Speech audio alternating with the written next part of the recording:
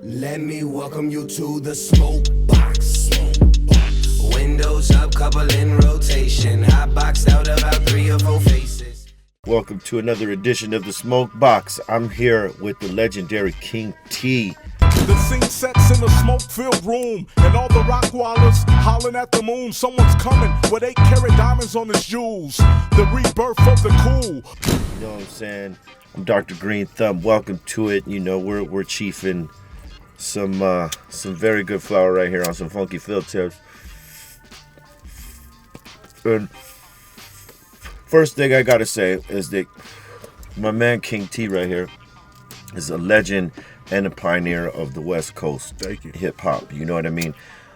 Not only did you bring like your own style to it and your own sound, but like you dropped fucking lyrics and you know, and the content of it, and just the whole shit. It was different than everybody else's, and I mean the shit was groundbreaking.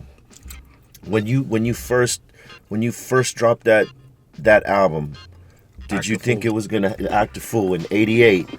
Did you think it was gonna have the impact? I mean, people still bump shit from that album today. Yeah, I really back then I was really young. I was like 17, 18 years old. The cover was crazy. Oh yeah. Glenn Freeman shot that. Yeah, he did a lot of work. A lot of good stuff. I was just doing what I loved, and that was it. The way I respect the game now, I didn't really respect it. I knew I was blessed. You know what I'm saying? To even be signed to a major label back then. That's right. You were with Capital EMI, right? Mm-hmm. But I wasn't taking it in. I was having fun, and you know, I was happy. You know. Did you think that, because I mean, you know, what you did, you know, for the West Coast, you definitely were one of the strong artists out the West that like kind of put West Coast on the map as far as hip hop goes, you know, from the early groups, you know what I mean, and the early artists and shit like that. I mean, a lot of people got influenced by you after that. I mean, did you see a lot of your influence, you know, when you took some time off? At the same time we were doing like Act a Fool, NWA and Easy were working on their stuff too. So I was really trying to shy away from like the street gangster. From what they were, yeah, because they had it sold up. I got a lot of my influence from the East Coast, like LL Cool J, Tila Rock, you know, Cold Crush Brothers, Treacherous Street, that type of thing. I was really influenced by the East, Big Daddy Kane, and you know, shit like that. And you could tell in the sound, you know what I mean, because it didn't sound like, you know, what West Coast gangster shit was at that time. Right. It was very hip hop-ish, you know what I mean? Yeah, that's what we love, me and Pooh. That's what it was. We was really on the boom bap from the beginning. You know, with the first single I put out, Payback Some Mother on Techno Hop, it was just really boom bap. And that was a cold joint. Yeah, thank you. But me and my crew were more about partying and things like that. The alcoholic crew. Right. You guys actually did the first St. Ides commercials, right? Yeah. And shit like that. I remember hearing that shit. Yeah. St. Ides was the shit. They used to deliver cases like in that big truck. They were cutting checks too, shit. Oh man, yeah. Mine It. Shout out to Mine It. Word up. Did y'all didn't never do a St. Ides? We did one St. Ides commercial, man. I thought so, yeah. Crazy how that paid, right? Yeah. But you were like one of the first ones. I mean, because now you see that shit everywhere. A lot of these artists are doing like endorsement deals and product deals, branding and shit like that. But you did it early on. Yeah. It was actually a friend of ours, Mine It. His dad owned the brewery or something like that, and he just asked us to do some commercials, and Greg Mack actually hooked it up. It was pretty cool. Greg Mack, KDAY. Yeah. Crazy. That's really, if it wasn't for Greg, you know, because he's the one that put out that single on his that label Mac Daddy Records. Mac Daddy Records, yeah. Bass, and that's how I got to deal with Capital after that. I'll tell you what, you know, I've had my issues with the legendary Greg Mac, but he did open it up, you know, like by what he did over there with K-Day and with Tony G in the mix master. Greg was kind of funny though. He was for sure, bro. Like you know. But he was instrumental in breaking a lot of careers here on the West Coast for Mac sure. Attack, yeah. Even East Coast guys got broke here on the West Coast, and that was kind of like how they broke through. Yeah, that's how we knew about it, because they crazy, right? Man, Eric B and Rakim on K-Day all the time. EPMD. What was your favorite East Coast group? Group EPMD. Yeah, because they had the funk, huh? Yeah. It was the only East Coast group that had the funk at the time. Before Biggie. Oh, yeah. And before X-Clan, you know, these guys had the funk. I was also like just a diehard Juice Crew fan. Yeah, MC Shan. Everybody that was from that crew was tight. From Roxanne Shante on down. Like, yeah, they you know, they had a pretty deep crew coming out of Queens like that. Yeah, man. That's crazy. And so was that the influence that like made you form the Alcoholic Crew, the Liquid Crew? Most definitely. That's the main influence, was the Juice Crew. And that's what was going on at the time too. Everybody was putting their family and their boys down, you know, bringing their crew along. You know, Cube had a Lynch Mob. He sure did, yes. Fat Joe had Terror Squad. You know, even EPMD, they had what? It was they had some the Hit Squad. Def Squad. Yeah. I think there was Hit Squad and Def Squad. Right, when they broke up.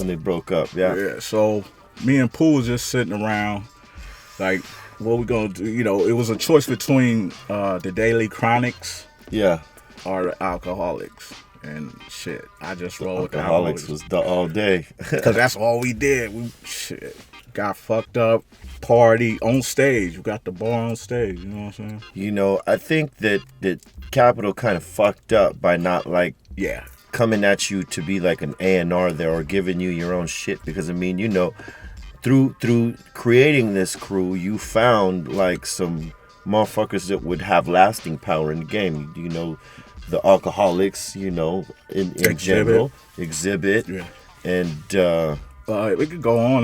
Go on and on. The Far Eye, Feel the Agony, Loop Pack. We influenced a lot of these motherfuckers today. That, like, you know, you could hear it. You could hear the liquid in a lot of this shit. Yeah, I mean, they should put you on that shit. You would have been like, you know what? I should have handled my business more than. I don't even know if I should be saying it, but like more than just being a homie and taking care of my people and being and just being an artist. Because I mean, at heart, that's what we are. Yeah. All the other shit comes later, like the opportunities to be an entrepreneur or, you know, whatever. And I didn't look at it like that back then. You know, these were my brothers. You know what I'm saying? Let's go get it. It wasn't about putting motherfuckers. Yeah, you gonna get your deal. You know, I say this a lot, you know, in the context of conversations about like being in the game. And in the beginning, there is no school for what we do, you know, to prepare you on how it's going to go, how you should run your business, the things I call it paying your dues. Yeah, it's paying your dues, exactly. Because no one can give you this education unless you got somebody who did it before you in your camp and is willing to tell you, or you're willing to see the good things and bad things that in the good decisions and the fucked up decisions that person make a lot of fucked up decisions, and you're gonna make a lot of mistakes. The thing is, just get back up, and keep it moving. You know what I'm saying? But me and everybody's great. Everybody's happy. You know, so we did a good job. What do you think of the new West Coast? Like, you know, because there's a lot of, you know, great talent out there right now. How do you feel about them right now? I'm just happy, you know, a lot of these young cats are getting put on because that they shining. Yeah. It's keeping hip hop alive and it's keeping hip hop going. You know, I never hate on what they doing. You know what I'm saying? It's a different generation. When we first put out our first thing, you know what I'm saying? For sure, it's a different get down. And we had older people telling us, "Oh, that shit ain't gonna last. This shit ain't," you know what I'm saying? That. So what? We can't do the same thing to them, man. No, we can't do that. And I think in the beginning there was a lot of blockage on that bridge between the third school and the new school. Right. You know what I mean? And because our school is probably like the most competitive and students of the game, I think. Right. So, a lot of our generation want to hold on to that shit. And don't want it to change. But it's like when the old schoolers gave it to us, they gave it to us willingly, and they actually told other artists about like us. We all communicated like, right. Hey, did you hear Yeah. King T's new shit? That Right. shit is money. And it was like that. Now these days it's like you don't hear that shit too much. Nah, not really. There's a lot of selfishness going on out there, but I commend them, man. Just keep hip hop alive because it's feeding families, and that's what it is. Would you be down to collaborate with any of them if they came at you and said, "Yo, T, man, we need some of that venom"? I would love to hear how it come out. That's all I'm saying. I would love to try. I'll try anything. You stay active in the studio? Yes, every day. See, and that's some shit that people don't really know is that just because you might not be out there in the mainstream. Yeah.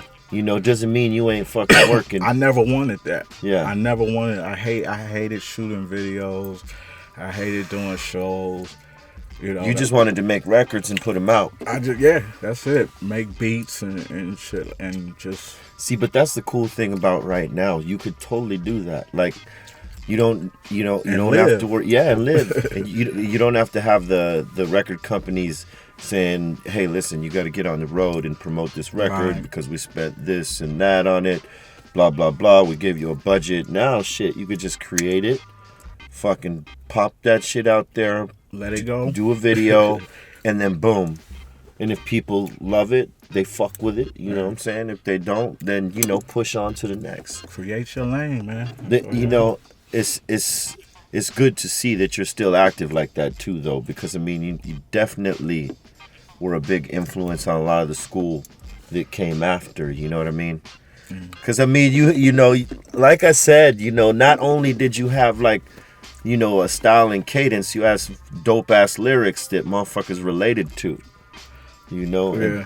It was fun to, rack my brain. I love writing stories, that's why I was such a big Slick Rick fan. In some circles in Cali, they considered you like the Big Daddy Kane of Cali. He was a big influence. Him and LL. I tried to spit my rhymes like them, but it just came out like. But it came out with your voice and your flair on Definitely. it. Word up, man. And so, being in the game all this time and seeing all the changes and shit, you decided to now, cut the major out and do the shit on your own. Yeah, now, right? Yeah. I'm more behind the board producing, and I'm doing a lot of shit. Trying to spark this radio station. I'm like building a real digital radio station. Nice. Where we're gonna, you'll be able to put it on your phone, iPhone, whatever. Watch it on your smart TV. It's called Liquid Radio. It's coming. Nice. Yeah. And that's just gonna be everywhere. Everywhere. Hell We're gonna yeah. be acting a fool. Has anybody come to you and said, "Hey, we want to do a King T strain of fucking OG or that"? Nah, not yet. Not yet. What? Oh, come on. Not yet. Oh, we're gonna have to talk about this type of shit. Yes. So, like, to an up and coming artist, what would you say are the 3 top tools or skill sets that they need to have to make it in this game? Number one would have to be originality, man. Just set yourself apart from the regular what's going on. I mean, and like I said, these people, these young cats out here creating their own lane, like you know. So just have originality. That's it, really, to me. Fuck it, top one originality. You know, that's it. But that is the key, because that's what people, you know, that's what connects people. You know, when they feel you're genuine and shit. Right. And I know motherfuckers always thought that about you, my brother. What's your favorite strain you like to smoke? OG Kush? No. Girl Scout cookies. Girl Scout cookies. Nice. That is a very delicious strain. You know, it's been smoked in this box many a time. Yeah. On the next one, I'll have some fucking cool. Girl Scout cookies for you, man. Where could they get at you if they want to see what you're doing right now with your new label and all that? Well, just look out for Liquid Radio. You could we're beta testing right now, so you can go on www.liquid.net. I'm also on Facebook.com/KINGTLA, Twitter.com/KINGTLA. Everywhere. Just hit me right there. Word up. You ever think about doing a book? Yeah, I'm doing one now. You're doing one now? Yeah. Oh shit. Y'all better go get it. Yeah, it's gonna be a good one. The stories. Right. Listen, let me real quick before we wrap this up. First time I smoked out with King T was in one of the Digital Underground homies hotel rooms. I think it was Money B's hotel. Shout out Money B. We got to get you in the box right here. Sure. It was in Money B's room. We all jammed ourselves into the fucking bathroom so we didn't set off the fire alarms, and we smoked out in the bathroom. That was the first time I met Tila right here, man. He's one of my favorite rappers on the West Coast, Appreciate or in hip hop, period. You know what I'm saying? Fuck with my man Tila. See what he's got going on. King T in the box. Leave your comments, subscribe to the channel. Let me welcome you to the Smokebox. Windows up, couple in row.